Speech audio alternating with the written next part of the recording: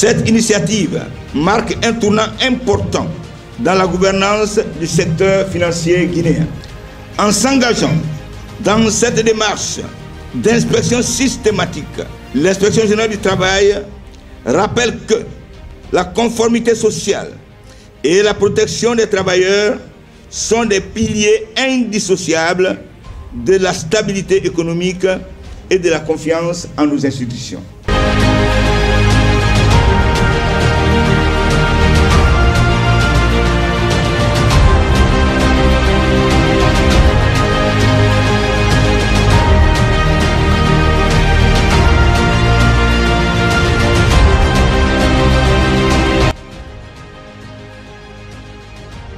La campagne, elle fait partie de notre mission quotidienne.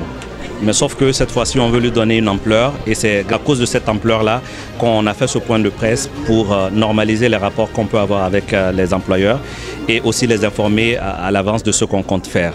L'approche, on va se rendre dans les entreprises, les inspecteurs partout en Guinée, vu qu'on a une couverture nationale, se rendront dans les entreprises pour mener les contrôles selon les points que nous avons exposés ici. Il y a 30 points, mais il y a le volet administratif et il y a aussi le volet technique.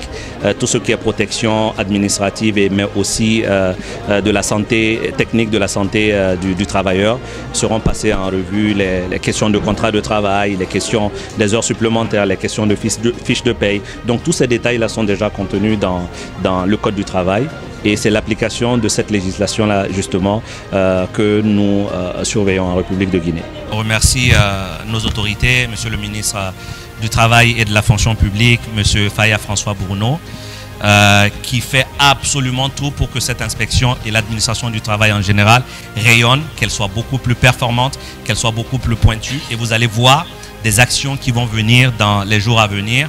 Vous allez suivre l'actualité et vous verrez que l'inspection a pris vraiment son envol et l'inspection est en train d'être beaucoup plus performante. On ne peut pas le faire sans son soutien, sans son appui. Il parle inspection, il respire inspection, il s'assoit inspection, il fait tout. À chaque fois qu'il doit intervenir, il parle de son ambition de faire de l'inspection du travail une inspection performante mais surtout un centre d'expertise.